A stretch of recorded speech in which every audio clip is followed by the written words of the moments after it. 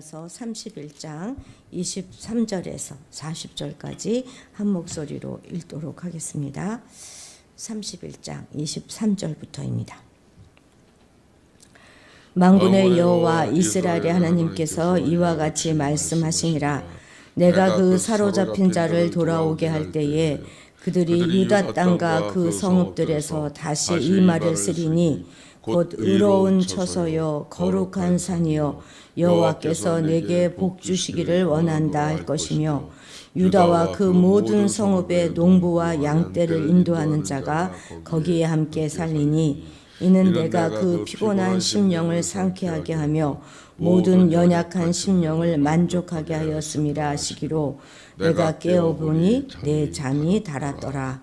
여호와의 말씀이니라. 보라, 내가 사람의 씨와 짐승의 씨를 이스라엘 집과 유다 집에 뿌릴 날이 이르리니 깨어서 그들을 뿌리 뽑으며 무너뜨리며 전복하며 멸망시키며 괴롭게 하던 것과 같이 내가 깨어서 그들을 세우며 심으리라. 여호와의 말씀이니라. 그때에 그들이 말하기를 다시는 아버지가 신 포도를 먹었으므로 아들들의 이가 시다 하지 아니하겠고 신 포도를 먹는 자마다 그의 이가 신 것 같이 누구나 자기의 죄악으로 말미암아 죽으리라. 여호와의 말씀이니라. 보라, 날이 이르리니 내가 이스라엘 집과 유다 집에 새 언약을 맺으리라.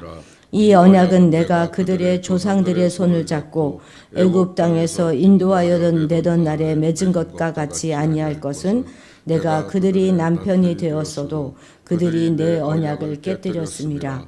여호와의 말씀이니라. 그러나 그날 후에 내가 이스라엘 집과 맺을 언약은 이러하니 곧 내가 나의 법을 그들의 속에 두며 그들의 마음에 기록하여 나는 그들의 하나님이 되고 그들은 내 백성이 될 것이라. 여호와의 말씀이니라.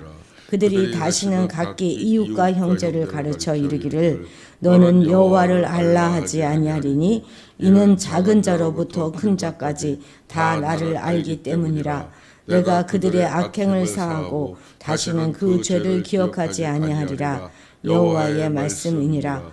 여호와께서 이와 같이 말씀하셨느니라. 그는 해를 낮에 빛으로 주셨고 달과 별들을 밤의 빛으로 정하였고 바다를 뒤흔들어 그 파도도 소리치게 하나니 그의 이름은 만군의 여호와니라. 이 법도가 내 앞에 패할진대 이스라엘 자손도 내 앞에서 끊어져 영원히 나라가 되지 못하리라. 여호와의 말씀이니라.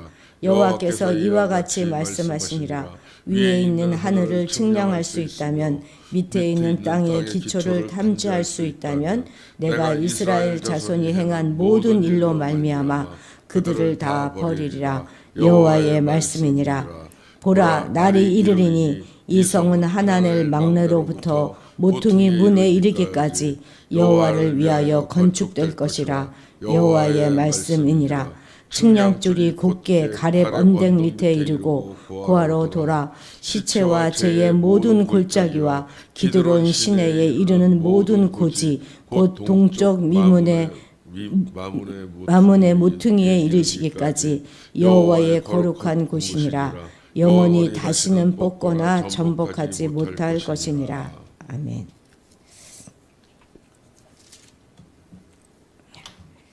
이제 어제 본문이었던 22절까지에서는 이제 북이스라엘을 지칭하는 에브라임의 구원을 선언했었습니다. 31장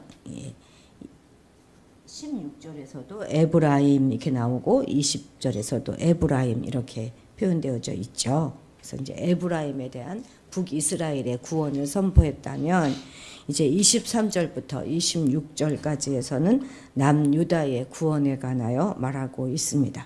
23절에서도 이제 유다 땅과 그 성읍들에 대해서 그죠? 24절에서도 유다와 그 모든 성읍들 이렇게 해서 유다에 대한 구원을 말합니다. 이어서 이제 27절 이하로 넘어가면 이스라엘 집과 유다 집 이렇게 둘 다를 서술하고 있다는 점에서 지금까지의 서술을 통합하고 있는 것처럼 보여집니다.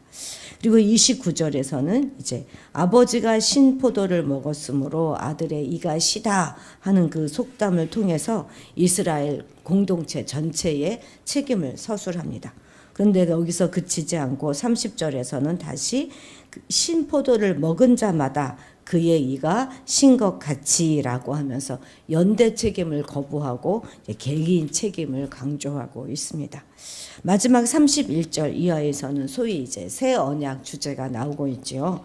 이 새 언약 주제는 구약에서뿐만 아니라 신약에서도 대단한 중요한 위치를 차지하고 있습니다. 그래서 이 예레미야서 31장은 신구약을 전체를 통틀어서 아주 중요한 본문 중에 하나로 여겨지는 그런 본문입니다. 26절 같이 읽겠습니다. 26절입니다. 내가 깨어보니 내 잠이 달았더라. 아멘.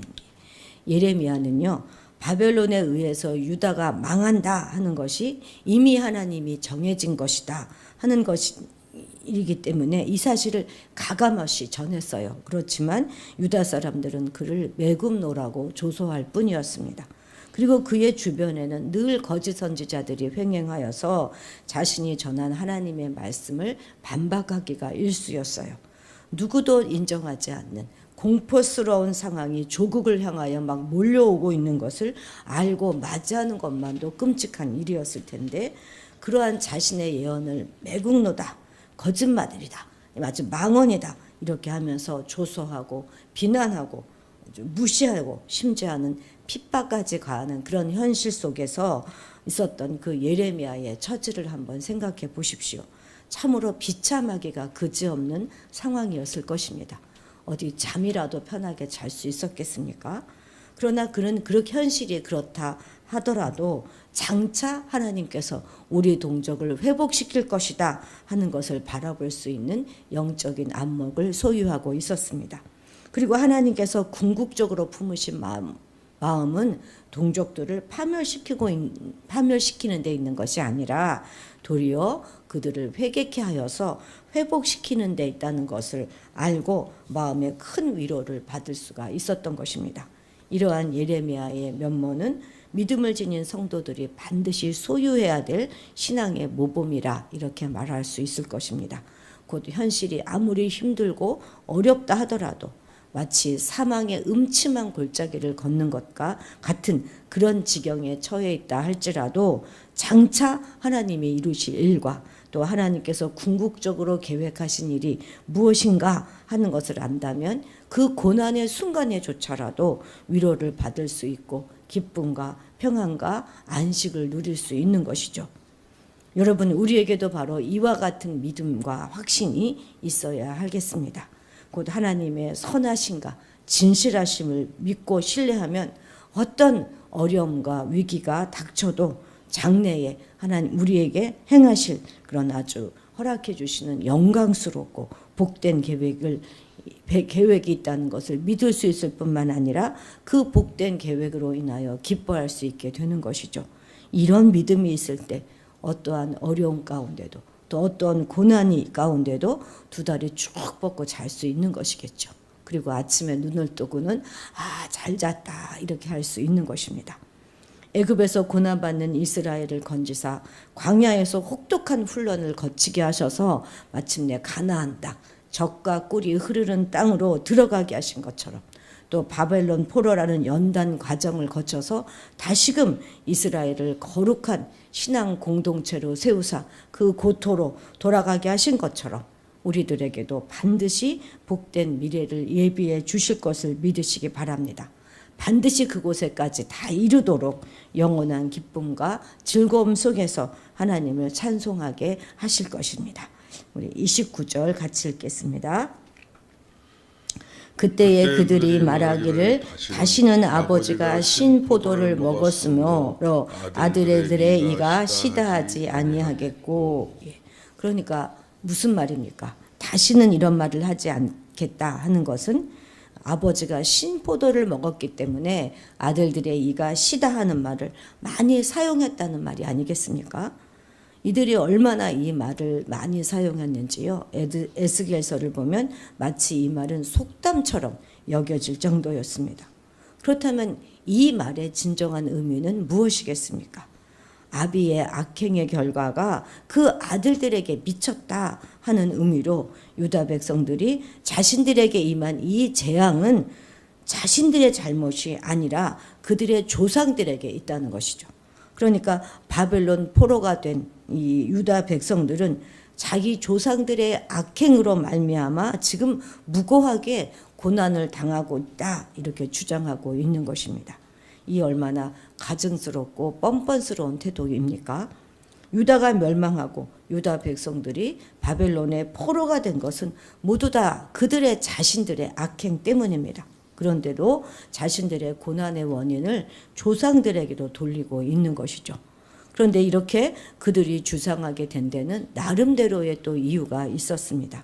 율법에 보면 당신을 미워하는 자의 죄를 갚되 아비로부터 아들까지 3대까지 3, 4대까지 이르게 하시겠다 한 이 사실을 근거로 하여서 자신들의 고난은 지금 조상들의 악 때문이다 이렇게 주장하고 있는 것이죠.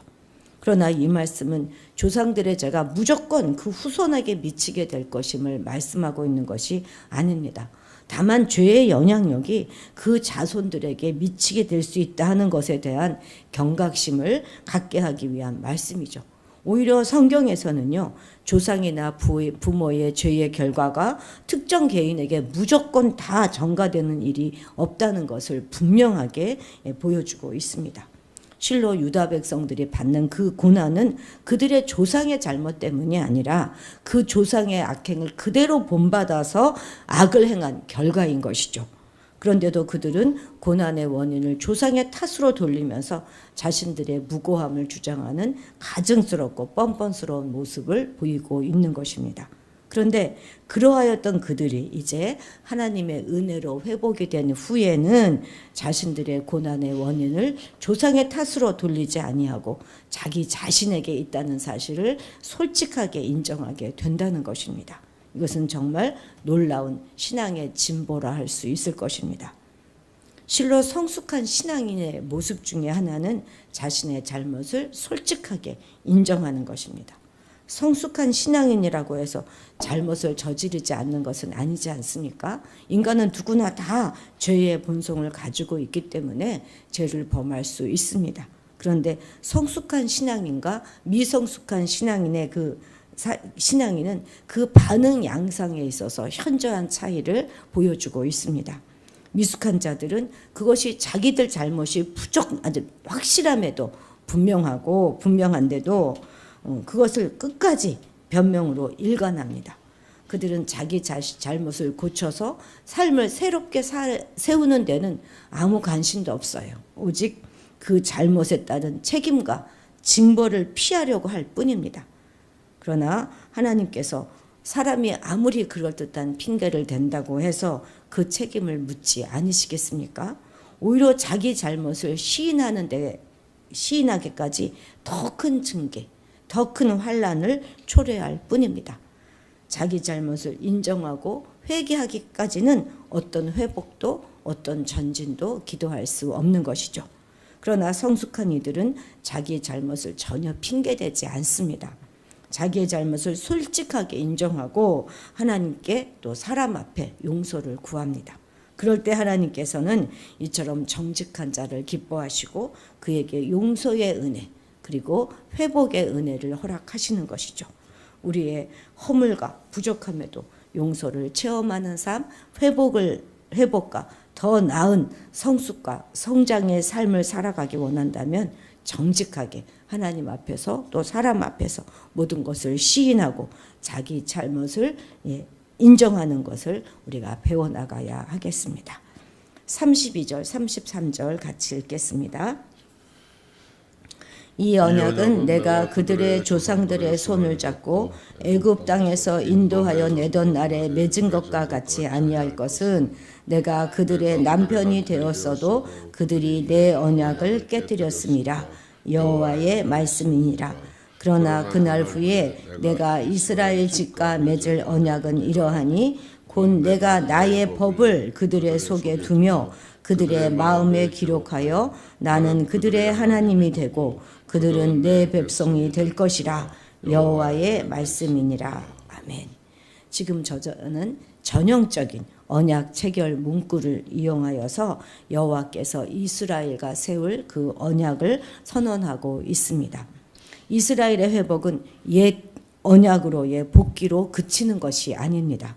옛 언약을 어겼으니 이제 새 언약을 맺을 것인데 그것은 재언약, 다시 그것을 고쳐서 맺는 재언약이 아니라 첫 언약이 의도했지만 그것을 다 이루지 못했던 것들을 다 이루어가는 질적으로 새로운 언약이 될 것입니다.